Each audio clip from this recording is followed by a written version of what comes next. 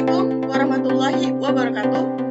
Di sini kami akan mempresentasikan tugas akhir dasar pemrograman yang diberi judul Inventory Gudang Sepatu dengan dosen pembimbing kami yaitu Bapak Alif Sri Mulyawan, MKOM, disusun oleh Muhammad Jaja Royana dengan NIM 1221072, Aulia Putri Anggraini dengan NIM 1221072, Sylvia Setiawati dengan NIM 1221027, Devita Wulandari dengan NIM 1221068. Perkenalkan, nama saya Aulia Putri Anggraini dengan NIM 1221072. Latar belakang masalah. Python diciptakan oleh Gyud Panrasum pertama kali di Centrum Wiskunde dan Informatik CWI di Belanda pada awal tahun 1990-an.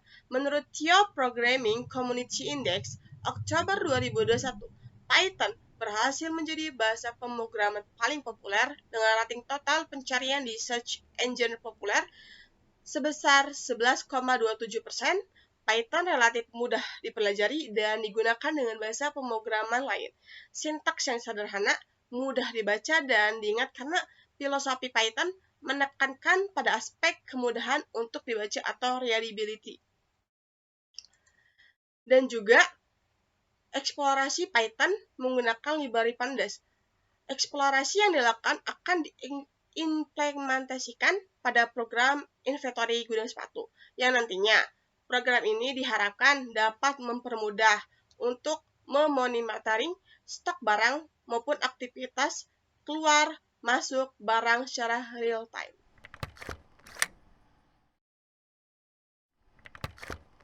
Assalamualaikum warahmatullahi wabarakatuh. Perkenalkan, nama saya Sylvia Setiawati dengan NIM 1221027. Di sini saya akan mempresentasikan tentang perumusan masalah. Berdasarkan latar belakang di atas, maka dapat ditetapkan sebagai berikut. 1. Bagaimana membangun program inventor gudang menggunakan bahasa pemrograman Python. 2.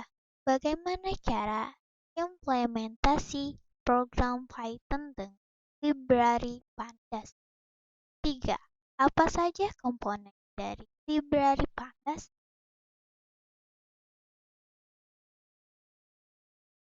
Ruang lingkup. Adapun ruang lingkup adalah sebagai berikut. 1. Program inventory gudang yang dibangun adalah gudang sepatu. 2.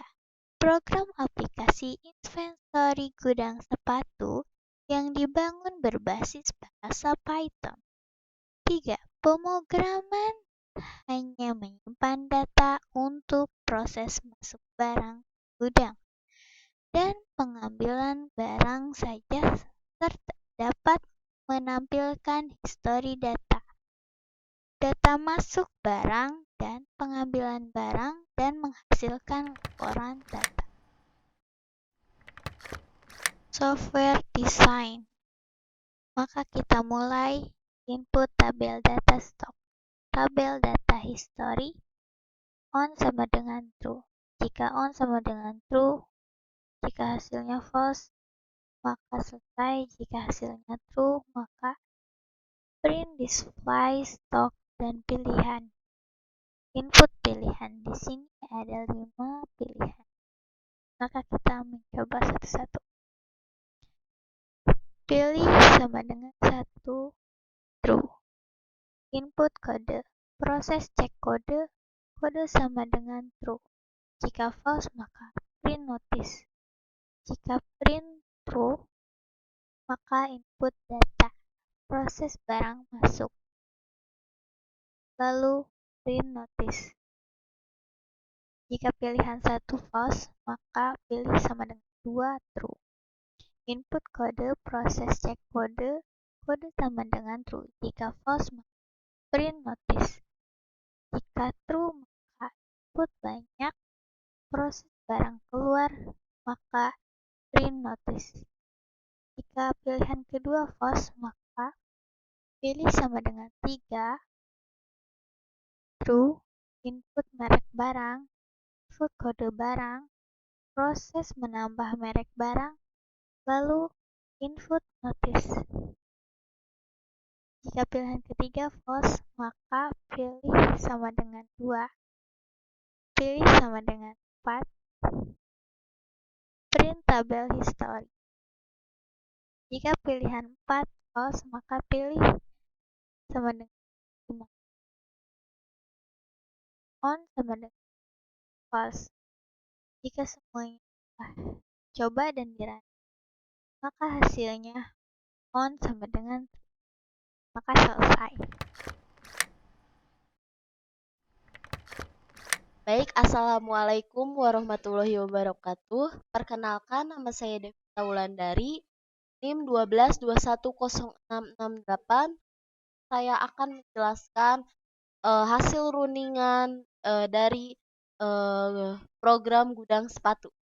Baik, ini sudah tertera kode merek, stok awal, masuk, keluar, dan stok akhir. Kemudian di sini sudah tertera menu. Opsi pertama barang masuk, opsi kedua barang keluar, opsi ketiga tambah barang baru, opsi keempat lihat history, dan yang opsi terakhir yaitu turn off. Baik, kita akan jalankan opsi yang pertama, menjalankan atau running pertama. Kode barang adalah kode barang yang berasal dari misalnya kita masukkan kode barang AD atau Adidas. Kemudian masukkan jumlah barang masuk. Misalnya jumlah barangnya 200 ya. 200 kemudian di sini sudah tertera masuk 200 sepatu merek Adidas. Kemudian enter kembali dan ini otomatis sudah langsung terdaftar sepatu merek Adidas, jumlah masuknya 200 dan stok akhirnya 300. Baik, ini kita akan merunning lagi. Misalnya yang opsi kedua barang keluar. Misalnya kode barangnya misalnya NB atau New Balance. Kode barang EMB, jumlah yang dikeluarkan misalnya kita keluarkan jumlah 50. Kemudian di sini langsung otomatis tertera keluar 50 sepatu merek New Balance. Kemudian enter kembali dan di sini otomatis langsung terdaftar ya sepatu yang keluar 50 dan stok akhirnya itu 50. Karena tadi New Balance stok awalnya 100. Baik, misalnya kita ingin kita ingin menambahkan sepatu baru nih, merek terbaru misalnya. Baik, kita memilih opsi yang ketiga yaitu tambah barang baru ya. Ya. Di sini kita belum ada sepatu Dallas, kita akan Dallas. Kodenya DL atau Dallas. Dan udah langsung otomatis ya masuk merek Dallas berhasil terdaftar. Kemudian kita enter kembali. Nah, dan di sini opsi yang terakhir ya, L, karena kita sudah mendaftarkan langsung otomatis terdaftar. Merek DL, kode DL, merek Dallas, stok awal 0, stok masuk 0, keluar 0, stok akhir 0. Karena kita di sini baru mendaftarkannya ya. Kemudian jika kita ingin melihat story yang lalu-lalu atau seminggu yang lalu atau sehari yang lalu, kita bisa memilih opsi yang keempat. Opsi keempat, ntar langsung terbuka ya, langsung terlihat history, ada waktu, ada merek sepatu, banyaknya pengeluaran atau pemasukan merek sepatu, dan keterangan. Tadi kita sudah menambahkan barang masuk sepatu merek Adidas sejumlah banyaknya 200. Kemudian kita mengeluarkan barang New Balance sebanyak 50 dan kita menambahkan satu merek sepatu bernama Dallas. Kemudian jika kita ingin main menu kembali, kita pencet enter. Dan jika kita ingin mengakhiri program ini atau codingan ini, kita pencet opsi yang kelima, yaitu opsi turn off.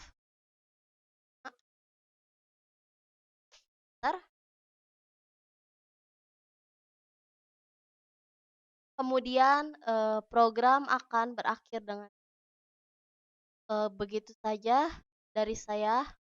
Wassalamualaikum warahmatullahi wabarakatuh.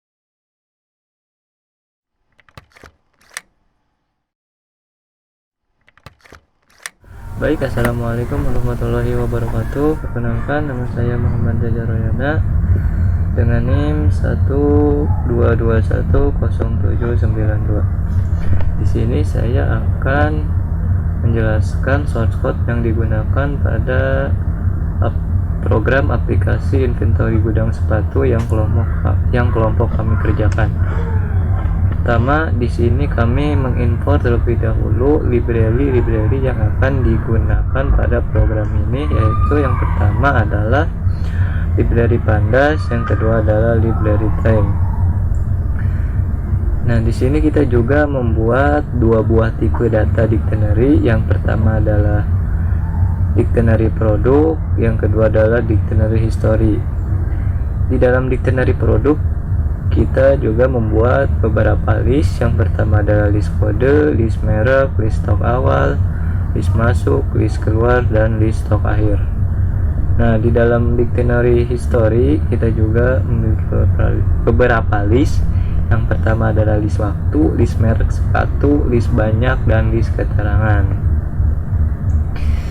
Kemudian kita juga membuat beberapa function dengan menggunakan perintah dep.